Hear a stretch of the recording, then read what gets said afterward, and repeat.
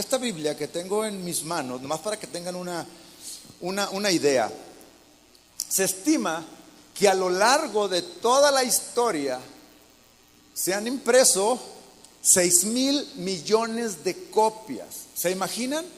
6,000 millones de copias. Y cada una de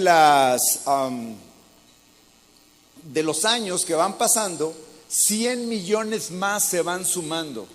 Imagínense. O sea, no hay libro alguno en la historia de la humanidad. Es más, ni siquiera todas las sagas de libros juntas que ustedes han leído. ¿Cuál les gusta? ¿Les gusta Harry Potter? ¿O Shakespeare? ¿A quién es más culto y pudo haber leído Shakespeare? ¿O Cervantes, el Quijote? Está complicado leer a Cervantes realmente. Quienes les gusta leer y lo han leído. Si juntáramos todas las copias que han sido impresas de todos estos libros, no llegan ni siquiera a la mitad de lo que la Biblia ha sido, las veces que ha sido impresa. Ningún libro, fíjense, ningún libro ha tenido tanto, pero tanto impacto en la humanidad. No hay uno que tenga esta influencia en la humanidad. La revista Time en el 2007 afirmó que la Biblia ha hecho más para construir la literatura, la historia, el entretenimiento y la cultura que ningún otro libro que se haya escrito. Su influencia en la historia mundial no tiene equiparable. Nada se le compara a este libro. Es realmente maravilloso. Cada año, les decía, 100 millones de copias nuevas. Nada puede compararse a esto. No es un simple libro. De hecho, es un compendio de 66 libros. Pero lo maravilloso de esto es que es una inspiración de Dios a diferentes hombres a través de la historia en un periodo aproximadamente de 1000 años. Imagínense ustedes, Dios usó a diferentes hombres en un periodo de 1000 años para inspirar su palabra, para inspirar todo lo que aquí está, con una sola intención: contar una historia. ¿Les gustan las historias a ustedes? ¿Les gustan las historias? Bueno, aquí está una historia maravillosa contada por muchos hombres inspirados por el Espíritu Santo a lo largo de 1000 años. ¿Cómo creen ustedes que puede ser posible eso? Todo corroborado, todas las profecías que aquí están, que apuntan a una misma historia, es verdad. Y es el camino que nos lleva a la vida verdadera, a la vida eterna. ¿Y saben cuál es la historia que cuenta este libro? La historia maravillosa que cuenta este libro es la historia de cómo Dios salva a un hombre perdido. Cómo Dios salva a la humanidad perdida. En diferentes capítulos, en diferentes libros, a través de muchos años. Cuando Jesús evangelizaba, personalmente a él le gustaba contar historias. ¿Cuántos han escuchado parábolas que Jesucristo contaba con la intención de que sus oyentes entendieran perfectamente el mensaje, y que no solamente lo entendieran, sino que este mensaje llegara a sus corazones y pudiera ser transformado por medio de esa historia o de esa palabra? Historias en forma de parábolas en las que se apoyaba para ejemplificar el punto que quería enseñar. En cierta ocasión, para ejemplificar, fíjense muy bien, para ejemplificar el gran amor de Dios que tiene por las personas, se apoyó en una historia muy especial muy especial. Esta historia, de hecho, esta historia contada por nuestro Señor Jesucristo, resume perfectamente, pero de una manera perfecta, el contexto general de la historia de la humanidad. Y es ahí a donde quiero introducirlos a esta historia, que es la historia de la humanidad contada por nuestro Señor Jesucristo.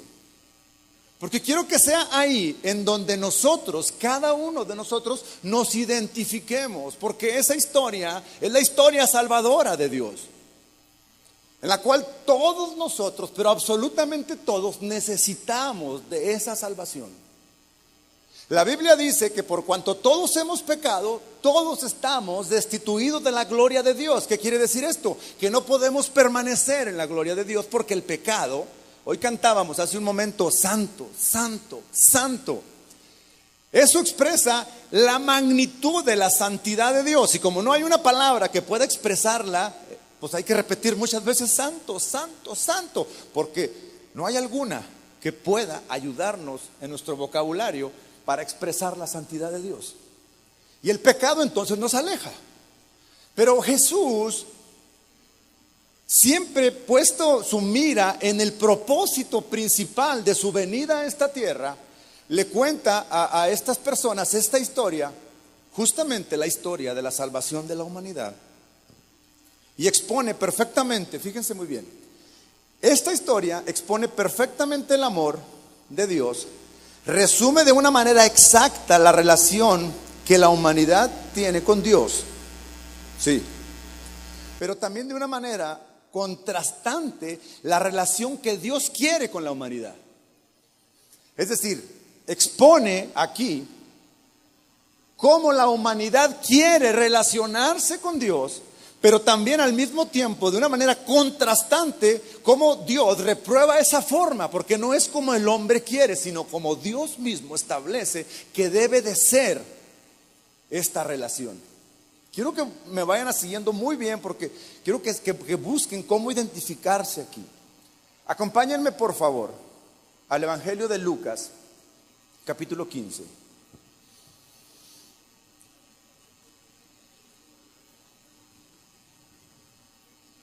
¿Lo tienen? Jesús aquí está en una situación en la que los pecadores y los publicanos, entiéndase que los pecadores, aquellos que están destituidos completamente y aceptan ellos que son pecadores, los religiosos no los aceptan, los rechazan porque son pecadores. Y los publicanos, fíjense, los publicanos eran judíos que se habían aliado con el pueblo romano para cobrar impuestos. Es decir, se aliaban y ellos eran los que, acuérdense que el pueblo de Israel estaba sometido al imperio romano. Y los traidores del pueblo se sumaban y se aliaban con el gobierno y a ellos los usaban para que cobraran impuestos. Esos son los publicanos. Entonces ya se han de imaginar, no eran muy populares, al contrario, eran rechazados todos ellos. Entonces hablábamos que están ahí los pecadores y están ahí los publicanos, y no solamente se juntaban con él, sino que además Jesús se sentaba con ellos a comer, y eso se lo reprochaban los fariseos. Aquí ahora entran los fariseos. ¿Los fariseos quiénes son? Los religiosos, los que se creen que ellos son los elegidos de Dios, los que se creen que nadie más se puede salvar más que solo ellos. Entonces vean quiénes están aquí, tres tipos de personas: los pecadores, los que abiertamente eran pecadores y no lo negaban y estaban ahí; los traidores, los que no les importaba nada, que eran los publicanos; y están ahí entonces ahora los fariseos. Estos cuatro tipos de personas representan la humanidad: pecadores, publicanos, fariseos y escribas. También estaban los escribas ahí. Entonces Jesús utiliza una serie de 3 parábolas para hacerles ver a estas personas, el amor de Dios. Porque los fariseos le reclamaban a Jesús. Le reclamaban: ¿cómo es que si tú dices que eres hijo de Dios, te sientas a la mesa con los pecadores? En la mente de ellos no entendían, no cabía esa forma de pensar. Nosotros somos los religiosos, no nos juntamos con los pecadores. tampoco menos con los publicanos. Entonces, si tú eres hijo de Dios, ¿cómo es que te sientas a la mesa con ellos? Y entonces Jesús utiliza tres parábolas. Las primeras dos muy cortitas, usa un ejemplo de un pastor que tiene unas ovejas, 100 ovejas, ¿se acuerdan de esa? Se pierde una oveja, se le pierde, ¿y qué hace el pastor? ¿Qué hace el pastor con la oveja que se pierde? Va y la busca, ¿están de acuerdo? Va y busca la oveja perdida, y cuando la encuentra, ¿qué hace? A ver si estudian bien la Biblia. La levanta, la carga y la lleva consigo, ¿están de acuerdo? Y luego ahí trae a todos y les dice: gócense conmigo, encontré la oveja que se había perdido. Usa un animalito y le expresa el gran amor de que tiene por su oveja. Después utiliza un objeto en otra parábola muy cortita, la parábola de una mujer que perdió una moneda. ¿Se acuerdan? Una mujer perdió una moneda, y cuando pierde la moneda detiene toda la actividad en la casa y empieza a buscar su moneda. Y levanta todo, saca la escoba, barre, busca por abajo de la alfombra para cuando aventó la basura abajo, y encuentra su moneda. Y se pone nuevamente feliz esta mujer y dice: vengan conmigo, porque la moneda que había perdido ahora la encontré. Pero no era suficiente para Jesús estos dos ejemplos que había puesto para expresar lo importante de encontrar algo que estaba perdido. En el primer caso, la oveja, y en el segundo, la moneda. O sea, como que tengo que explicarles a estos muchachos con personas. Y entonces usa la tercera parábola. Vayan conmigo a Lucas 15:11. Vamos a ir directo a Lucas 15:11. Y dice: Jesús dijo: cierto hombre tenía 2 hijos, y el menor de ellos le dijo: Padre, dame la parte de la hacienda que me corresponde. Y él les repartió sus bienes. No muchos días después, el hijo menor, juntándolo todo, partió a un país lejano, y allí malgastó su herencia viviendo perdidamente.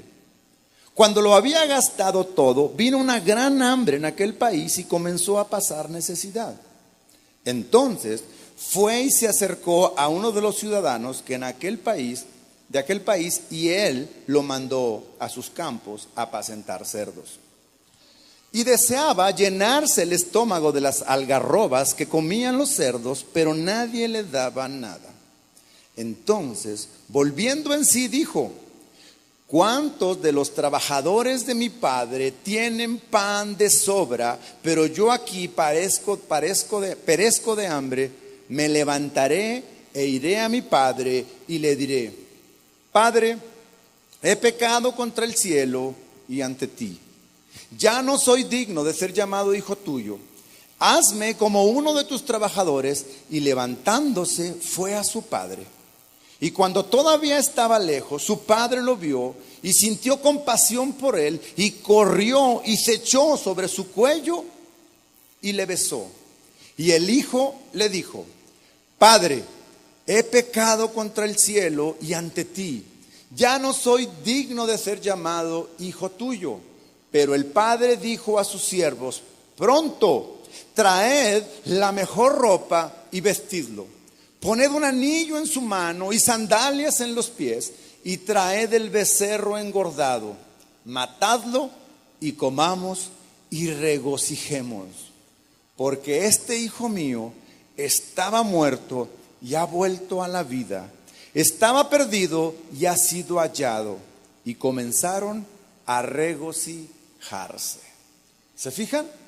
Misma historia de algo perdido, pero en este caso de alguien perdido, mostrando el amor de Dios.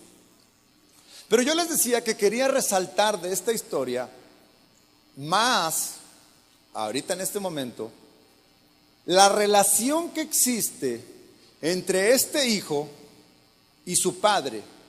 Por el momento voy a dejar para el final la parte del amor de Dios, que es el centro de esta parábola. El centro de esta parábola es el amor de Dios, no cabe la menor duda. Pero para poder llegar a comprender el gran amor que Dios tiene, hay que ir un poco más atrás, en donde encontramos justamente la relación que existe entre el Hijo y el Padre. Porque una vez que entendamos esa relación del Hijo y el Padre, cómo estaba originalmente, cómo se fue deteriorando, mejor dicho, cómo fue rota la relación y cómo fue restaurada, es que entonces podremos entender el gran amor de Dios por la humanidad perdida. Regresen a Lucas 15, el versículo 1.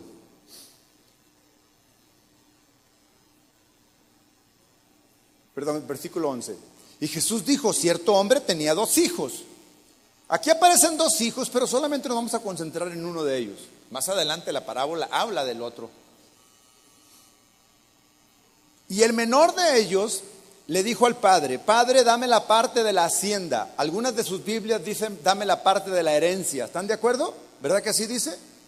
La herencia, se entiende que la herencia que estaban esperando estos hijos era la hacienda, eran las propiedades que me corresponde.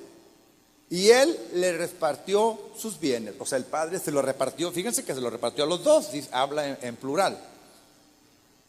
Veamos la relación del padre con su hijo. Un padre, tenemos aquí a un padre con sus hijos, pero este padre vemos que ama a su familia. ¿Están de acuerdo? La ama, vive con ellos, los protege, los cuida. El padre tiene bienes. El padre tiene propiedades. Tiene bienes que sin duda él había obtenido con la intención de que su familia disfrutara de ellos, ¿sí o no? ¿Quién de los padres hace o construye o tiene bienes y dice: no, estos los disfruto solamente yo y no quiero que mis hijos... Algunos padres no quieren que le prenda la tele de él a sus hijos, pero no, este padre no es así. Baja los pies de la mesa, dice la mamá, ¿no? Porque cuida los bienes, cuida lo que está allá. Entonces, vemos un padre que tiene una relación con sus hijos, que ha construido una herencia, en este caso una hacienda, con la única intención de que sus hijos disfruten de ella. O sea, ese es el propósito de tener estos bienes. Porque en esta relación, sin duda, hay amor, seguridad, sustento. Estos hijos con su padre disfrutan de las posesiones del padre, acompañan al padre, aprenden del padre, mientras que estén bajo la cobertura del padre. Todo esto los hijos reciben de su padre: protección, seguridad, cariño, amor, bienes. Pero no solamente eso, los hijos aprenden del padre al estar con él. En cuanto los hijos se separan del padre, ya no más aprenden de él. Ya cuando yo crecí, me casé y me fui, ya no aprendí más. Lo que pude aprender lo hice mientras que estaba con ellos. Ya después ya no.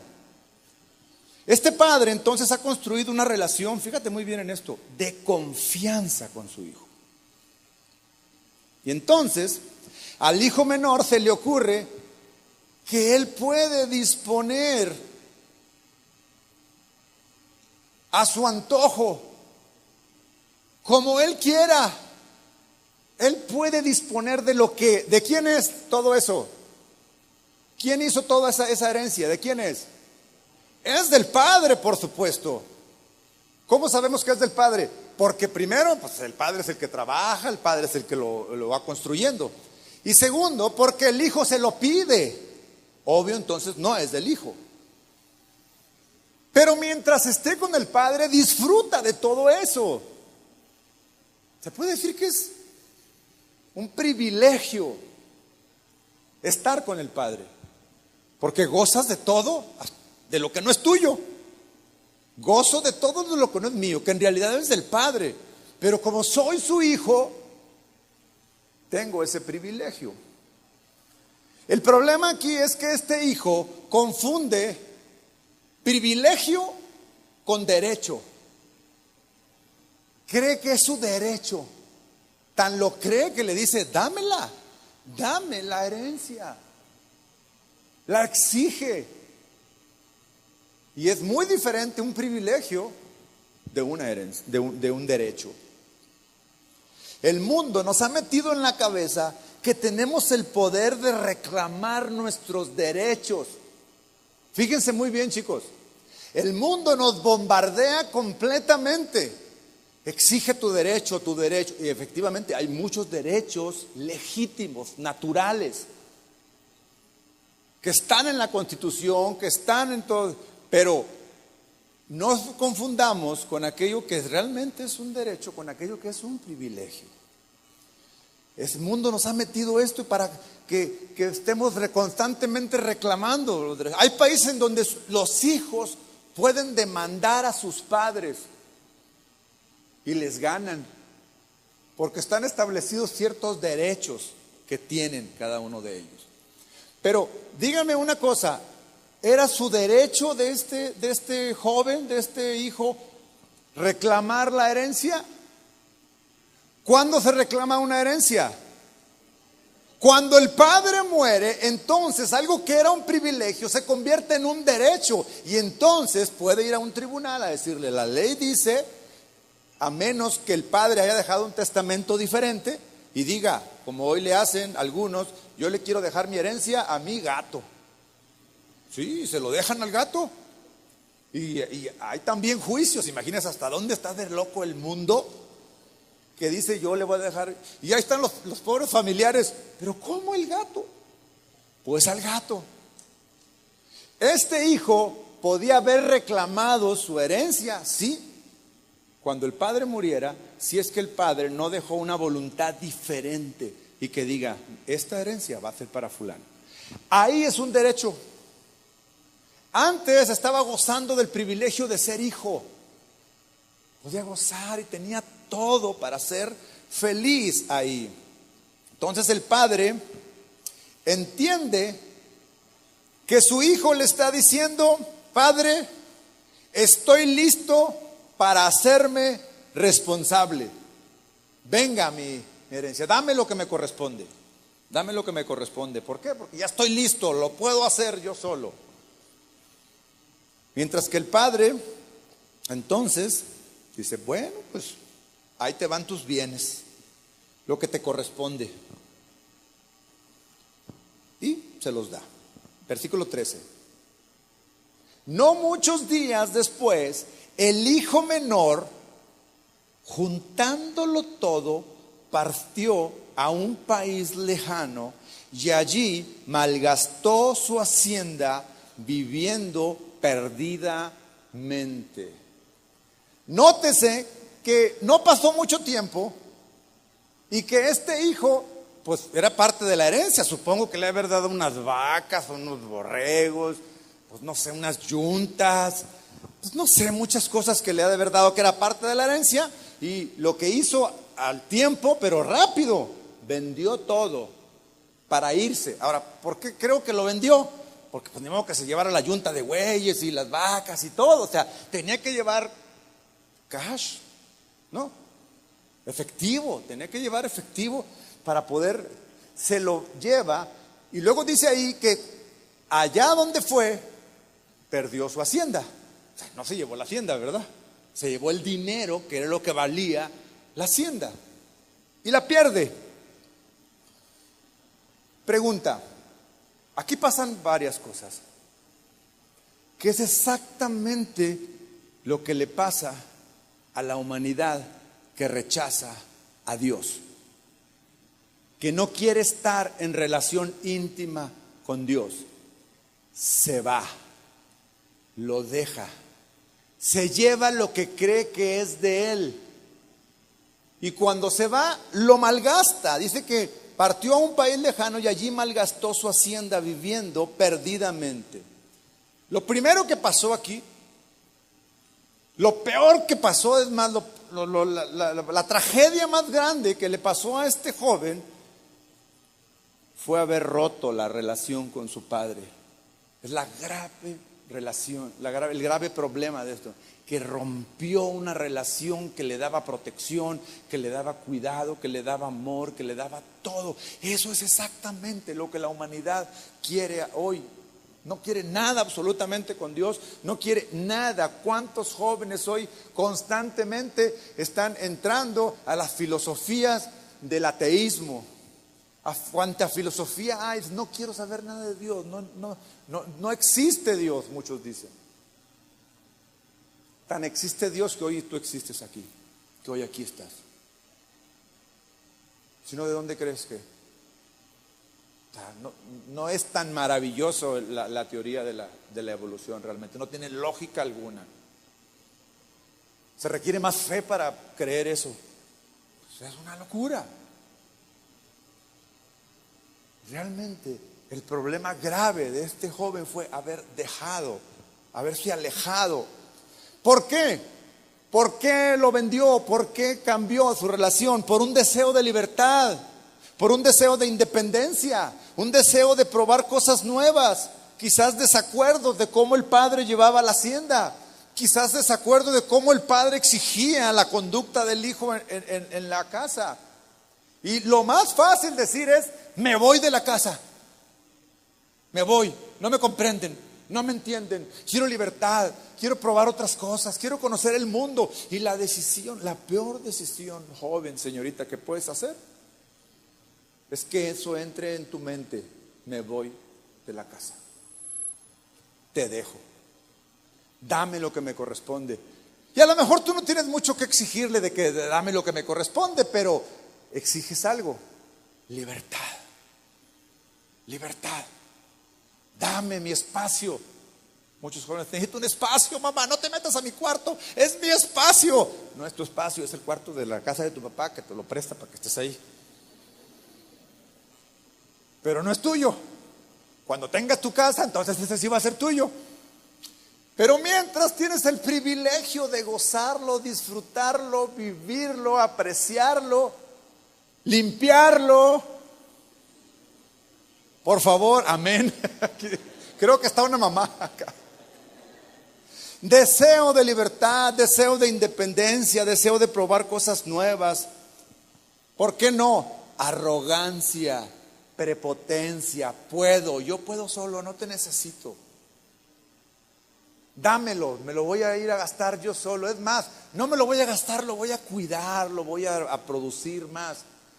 Aquí vemos el resultado de esto. Pero mira, joven, creo que sí estás agarrando. Yo te digo por un lado de esto con respecto a la permanencia y la relación con tus padres, pero por otro lado en tu relación y tu permanencia con Dios, con Cristo, lleva doble. ¿Qué es lo que hace que quieras alejarte de la palabra de Dios? ¿Qué es lo que hace que quieras alejarte de tus padres? No es otra cosa más que arrogancia, no es más que otra cosa deseo de querer hacer las cosas por uno solo. Va a llegar un momento en que lo vas a poder hacer. Es más, que lo vas a tener que hacer. No que lo vas a poder hacer, que lo vas a tener que hacer. Pero mientras, mantente en la cobertura de tu padre, en primer lugar de tu madre, pero por sobre todo mantente en la cobertura de nuestro Padre Celestial, nuestro Señor Jesucristo, que Él es el camino, la verdad y la vida. Este joven, mientras más se alejaba, porque dice que se fue a una ciudad lejana, ¿sí vieron? A una tierra lejana. Entonces, mientras más se alejaba, más se acercaba a la oscuridad. Más se acercaba a un lugar en donde iba a estar completamente perdido. Jesucristo dijo: alejados de mí, nada podéis hacer. Nada podéis hacer. Jesús dijo también: yo soy la luz. Y el que ande junto a mí, el que ande conmigo, no andará en tinieblas. Pero este joven se alejaba. Y entonces pasó lo que tenía que pasar. Versículo 14. Cuando lo había gastado todo, vino una gran hambre en aquel país y comenzó a pasar necesidad. Entonces fue y se acercó a uno de los ciudadanos de aquel país, y él lo mandó a sus campos a apacentar cerdos, y deseaba llenarse el estómago de las algarrobas que comían los cerdos, pero nadie les daba nada. Consecuencias de la ruptura con Dios: soledad, miseria, humillación, pobreza espiritual, cercanía de la muerte espiritual. O sea, él estaba muy cerca de la muerte, tenía tanta hambre, pero tanta hambre que deseaba comer lo que los cerdos comían. Imagínate hasta dónde llegaba su hambre. Para empezar, para un judío cuidar un cerdo era repugnante, porque era se consideraba un animal inmundo. Ahora, imagínate no solamente cuidarlo, sino que además ahora querer comer. O sea, eso es realmente humillante. ¿Por qué tener que llegar a esta condición, a esta necesidad? Pero acuérdense, se alejó, y entonces vino a él pobreza, sí, pobreza, pues se puso a trabajar. Pero vino humillación, vino cercanía de la muerte espiritual. Fíjense, una pérdida de valor para el mundo. Ya, le pidió que le diera y nadie le daba. Nadie, él pedía, deme de comer, y nadie le daba. Deme, y nadie le daba. Ya a la gente no le importaba esto. Absolutamente no le importaba.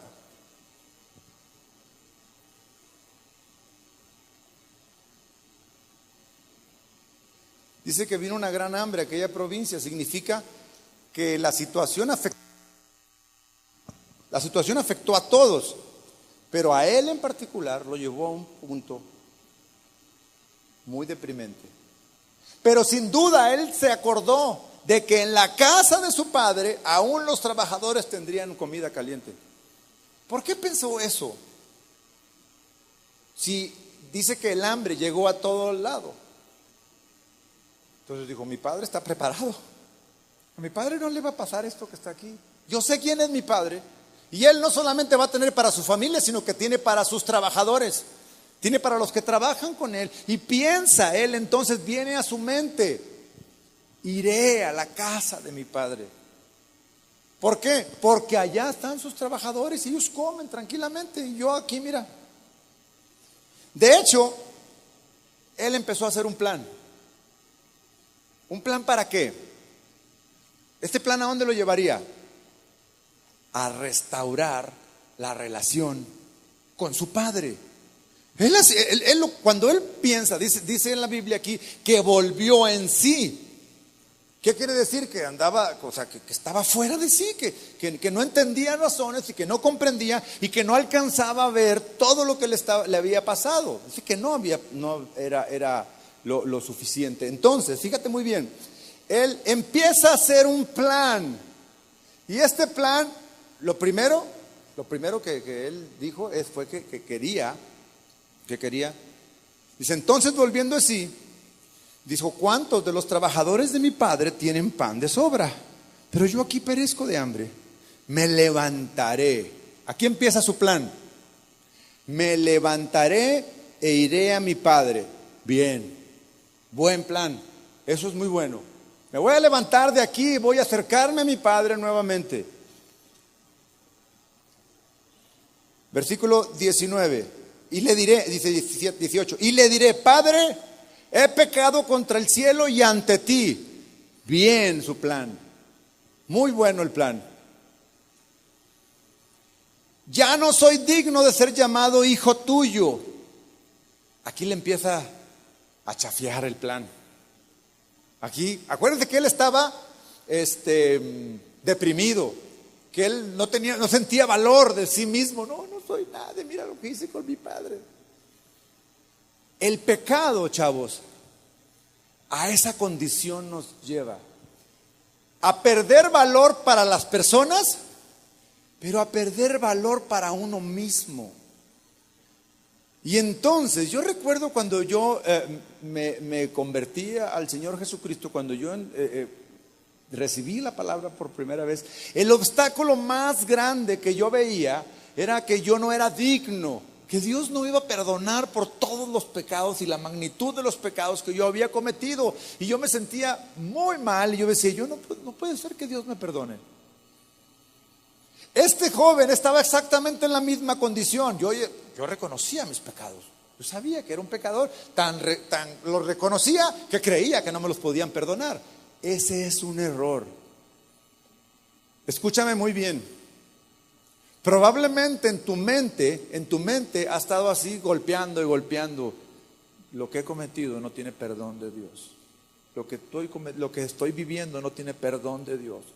Y tienes vergüenza de acercarte a Dios. Tienes vergüenza de buscar a Dios. Y te alejas más y evitas acercarte. Él reconocía y dijo: voy a ir con mi padre y le voy a decir: he pecado contra el cielo, he pecado ante ti, pero no soy digno de ser llamado hijo tuyo. Pregunta: ¿legalmente él seguía siendo su hijo? Claro. Pero él se quitaba un valor. Tú tienes un valor para Dios. Yo tengo un valor para Dios. Pero ese valor realmente crece, realmente se enriquece cuando estamos junto al Padre, cuando estamos con Él, cuando estamos unidos a Él, porque Él es el que nos da valor.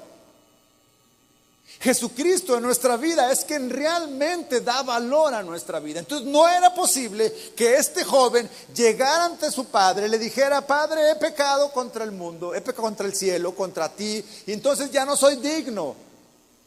¿Y a poco crees que el padre iba a decir: ah, sí, ya no eres digno, así que no te recibo? Vaya otra vez a gastar, a ver si le queda algo que gastar, no lo quiero aquí. Todo le salía mal. Padre, he pecado contra el cielo y ante ti, ya no soy digno de ser llamado hijo tuyo. Y el plan incluía decirle: hazme como uno de tus trabajadores. En la parábola, los trabajadores es que no son hijos de él, simplemente son trabajadores. Pero quiero estar junto a ti porque estoy seguro junto a ti, pero yo sé que no puedo estar como hijo, entonces quiero estar como uno de tus trabajadores. Despreció su condición de hijo y ahora se conforma con ser uno de los trabajadores. Reconoce su nueva condición y se desprecia a sí mismo. Ese plan está equivocado. Está buscando la forma de acercarse al Padre de una manera equivocada. Versículo 20. Entonces, como todo buen plan, debe de ejecutarse, debe de llevarse a cabo. Si no, ese plan en realidad fue un sueño. O sea, lo pensaste, lo planeaste, pero no lo hiciste, entonces no es un plan, fue un sueño. Él tuvo un plan y en el 20 dice: y se levantó y fue a su padre, y cuando todavía estaba lejos, quiero que veas esto, cuando todavía estaba lejos, su padre lo vio. Eso a mí me dice que el padre estaba esperándolo. Estaba afuera, probablemente todas las mañanas se levantaba y volteaba a ver el camino por el cual el hijo se había ido. Y esperaba un día, fíjate la fe de este hombre, esperaba un día verlo, que así como le vio su espalda, ahora verlo, no de frente, probablemente le iba a ver su coronilla. ¿Cómo camina uno que tiene pena, vergüenza? Ahí va este hombre. Entonces este padre, puedo imaginarme que todos los días se levantaba y se asomaba a ver cuándo iba a regresar. Regresará. Regresará. Regresará. Y cuando todavía estaba lejos, el padre, ¿sabes qué fue lo que hizo? Corrió a recibirlo. Dice que tuvo compasión por él y corrió, se echó sobre su cuello y lo besó. ¿Tú crees que este hombre, este hijo, esperaba que su padre lo recibiera así? En absoluto, iba con la pena, iba con la vergüenza. No sabía, es más, no sabía si lo iba a recibir, pero dice que tuvo compasión de él. Entonces, este hombre le dice, y el hijo le dijo: Padre, era parte del plan, Padre, he pecado contra el cielo y ante ti, ya no soy digno de ser llamado hijo tuyo. Hasta ahí iba siguiendo su plan puntualmente. Ya no soy digno, aquí estoy. ya no soy digno de ser llamado hijo tuyo. Pero el padre dijo a sus siervos, el padre automáticamente aquí lo que hizo, ¿sabes qué fue? Rompió completamente con su plan. Es lo que la humanidad hace planes de cómo acercarse a Dios, pero son planes equivocados. Eso es lo que hace la religión. El padre lo vio que venía y no esperó a que llegara. Fue y en un punto en el camino, fue el punto de encuentro con su hijo, con su padre. Echó por tierra los planes del hijo para acercarse al padre. El punto de encuentro para la humanidad de acercarse a Dios, ¿sabes cuál es? El Gólgota. El punto de encuentro es la cruz. El punto de encuentro para que la humanidad se reconcilie con Dios no es otro lugar más que aquel lugar en donde fue crucificado Jesucristo por todos y cada uno de nuestros pecados. Punto de encuentro, ese es el tema de esta conferencia. No dejó el Padre ya desde que el Hijo se fue, Él ya había planeado, ya tenía un plan. Cuando la humanidad cayó, Dios ya tenía un plan cómo rescatarla. Ya estaba en su corazón cómo restaurar la relación entre la humanidad y Dios. Y por mucho esfuerzo que haga la humanidad por acercarse a Dios, por ir a Dios, por todas las religiones que haya, cualquier filosofía, cualquier cosa que pueda estar en la mente de la humanidad y que pueda ser válido para acercarse a Dios, finalmente Dios siempre lo va a remitir a la cruz del Calvario. Siempre va a decir, no puedes llegar hasta acá, tú no puedes llegar hasta acá, yo tengo que ir a encontrarte en un lugar. La cruz del Calvario. Porque fue ahí donde se pagó por nuestros errores. Fue ahí donde se pagó por nuestros pecados. Tienes que correr, joven, señorita. Tenemos que correr a ese punto de encuentro en el cual es el donde el Padre nos va a encontrar. Jesucristo, cuando estaba en la cruz, dijo: consumado es. ¿A qué se refería cuando dijo consumado es? Padre, está hecho el trabajo que me encargaste. Está hecha la redención. Es suficiente. Aquí está. Y murió. Sabemos que no termina todo ahí. Él resucita al tercer día. Y esa resurrección es la que nos da la vida nueva. Este hijo estaba regresando a la casa de su padre con la intención de tener una vida nueva. Pero él pensaba que su vida nueva no iba a ser como la que había dejado, sino que iba a ser de otra condición, de trabajador de su padre, de obrero de su padre. Y el padre dijo: no, en absoluto, traigan los mejores vestidos, el mejor calzado, y dice que le puso un anillo. ¿Qué significa ese anillo?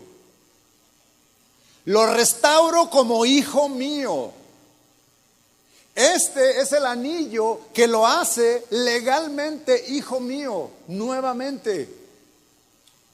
Dios quiere restaurar la relación con cada uno de nosotros nuevamente. Y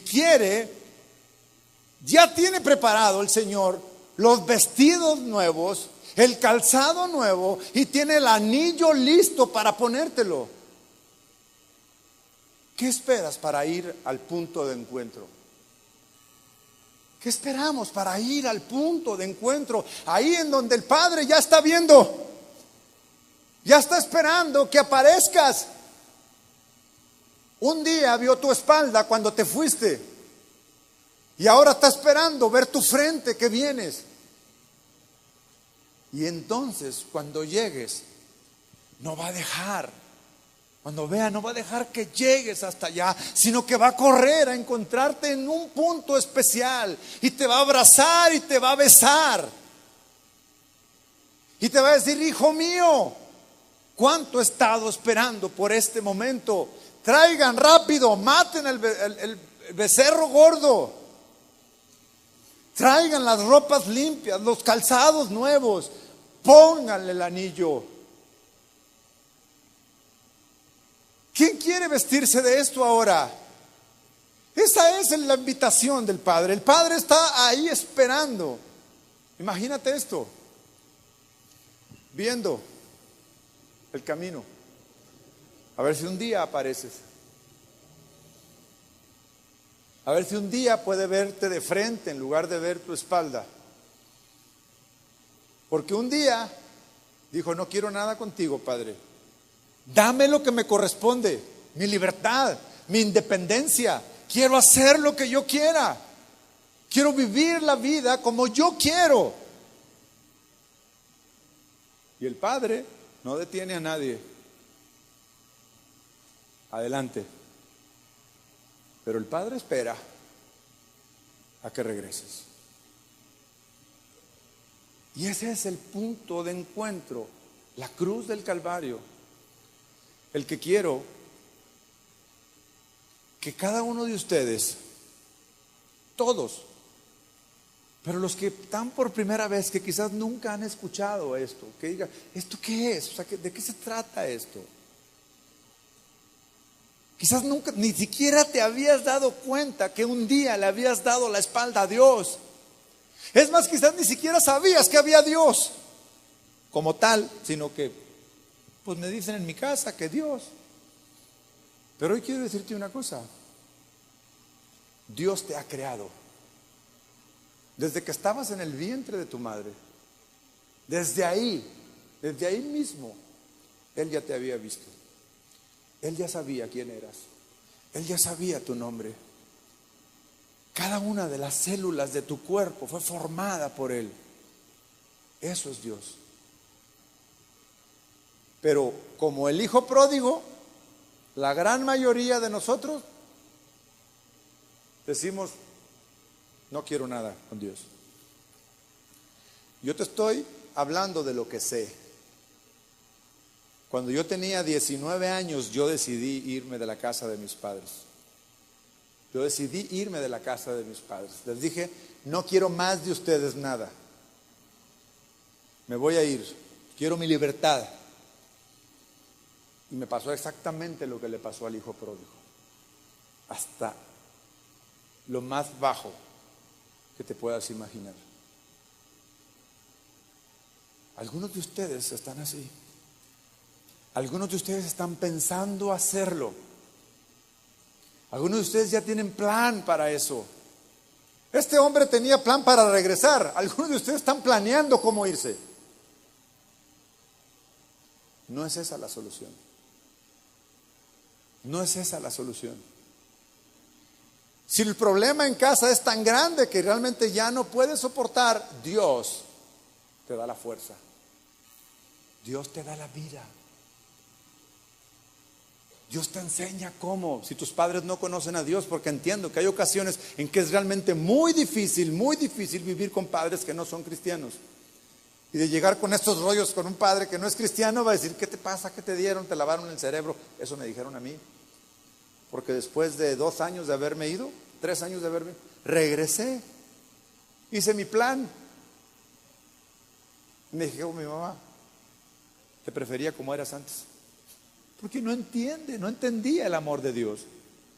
Hasta que después dije: pues no me importa que me preferías como era antes, aquí estoy otra vez. Y con mi testimonio y con mi vida te voy a compartir y te voy a... Y es eso, la vida del cristiano. ¿Cuántos quieren ir a ese punto de encuentro? Dígame, ¿cuántos quieren ir a ese punto de encuentro? Levanten su mano. Levanten su mano. Ok, bájenla. Probablemente algunos de ustedes ya han ido a ese punto de encuentro y se han regresado. ¿Quién nunca ha ido a ese punto de encuentro? Aunque va a la iglesia, pero nunca ha ido a ese punto de encuentro. Déjala levantada. ¿Quién más es valiente para decir: es que yo nunca he ido a ese punto de encuentro y quiero ir bien? Y quiero ir a ese punto de encuentro. Yo sé que Dios me puede perdonar ahora lo entiendo, ahora lo sé, porque el corazón de esta parábola no es el pecado de este hombre. El corazón de esta parábola es el amor de Dios por el perdido, por aquel que no tiene una esperanza, y hoy Dios te da la esperanza de que puedas regresar a Él. ¿Quién de estas personas que yo les estoy diciendo que por primera vez están escuchando, o aquellos que se han alejado realmente, porque luego cuando les digo levanten la mano, todos la levantan? No, quiero que realmente el que es valiente y diga: yo quiero ir a ese punto de encuentro, yo quiero orar por él ahora, y levante su mano y diga: ay, está bien, así está. Todos los demás quiero que cierren sus ojos. Quiero que cierren sus ojos, todos los demás. No, esto no. Probablemente el resto también tengan que ir a ese punto de encuentro, pero esto es algo especial para aquellos que nunca han ido a este encuentro con Dios. El punto de encuentro es la cruz del Calvario, amigo. Es la cruz del Calvario. Porque fue ahí donde Él pagó. Porque ¿qué crees? Lo que había hecho era tan grave que tenía que pagar por eso, pero no tenía con qué pagar. Nuestros pecados tenemos que pagar por ellos, pero no tenemos con qué pagar. Entonces, el Padre dice: no tienes que pagar. Es más, yo voy a pagar por ti. Y entonces nuestro Señor Jesucristo viene a esta tierra, camina acá, nos enseña cómo, y es ahí donde Él dice: yo pagaré por ti, pagaré por ti, pagaré por ti, pagaré por todos ustedes que quieran realmente arrepentirse. Porque este joven, ¿sabes qué fue lo que le valió? Que lo aceptara su padre, que reconoció y dijo: Padre, he pecado contra el cielo y he pecado ante ti. Ese fue su pase al punto de encuentro. Todos cierren sus ojos, y los que quieran ir a ese punto de encuentro, pónganse de pie, ahí donde están. Ahí donde están. Ahí donde están. Los demás todos cierren sus ojos. Hay que ser muy valiente para hacer lo que este joven hizo. Reconozco que te he dado la espalda a Dios, pero aquí estoy. Hazme como un trabajador tuyo. Y no lo permitió Dios. Absolutamente. Eres mi hijo, y este anillo lo sella como hijo legítimo mío. Te doy gracias, Señor. Ora ahí, tú que tienes tus ojos cerrados, ora. Y algunos quizás le han dado la espalda a su padre natural en esta tierra, sin importar cómo sean ellos. Vuélvete al Padre Celestial, y aunque tu padre y tu madre te dejaran, con todo y eso, el Dios Todopoderoso te recogerá. Eso dice la palabra.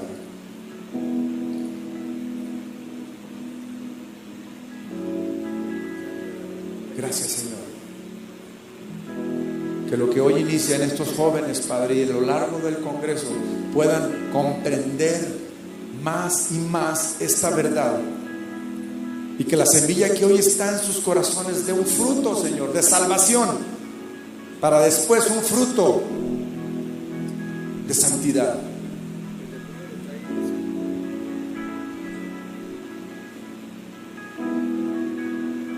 Gracias, Señor.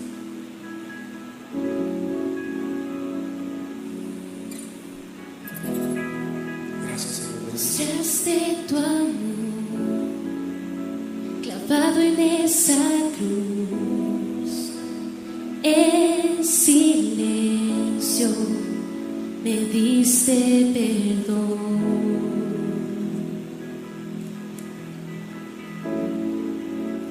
Aun siendo un pecador,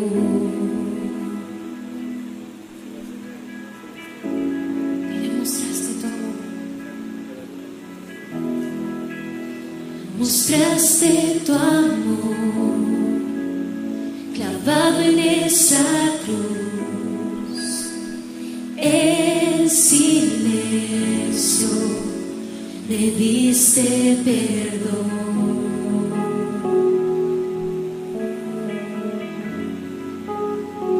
Siendo un pecador,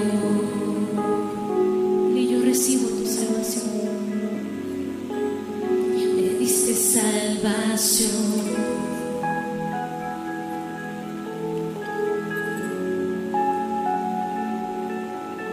Jesús, yo reconozco que solo tú puedes salvarme, y por eso es que he sido valiente y me he puesto de pie.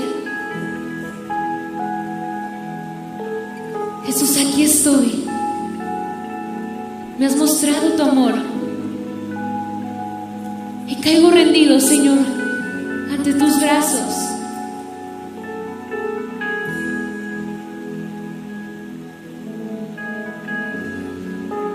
Díselo ahí con tus propias palabras.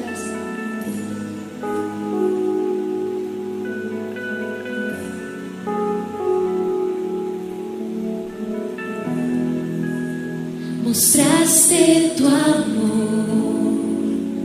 clavado en esa cruz. En silencio me diste perdón.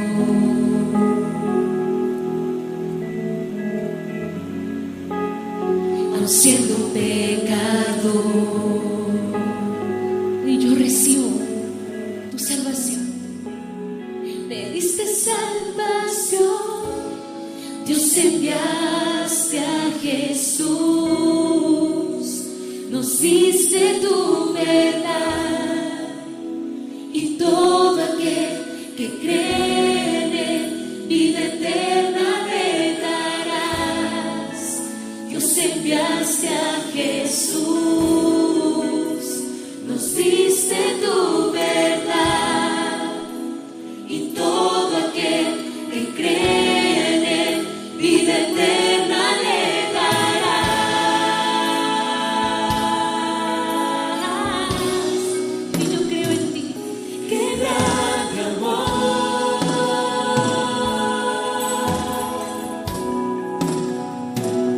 Me diste, Dios, clavado en esa cruz, despreciado y desechado, fuiste entregado a cambio de mi salvación. Qué grande amor.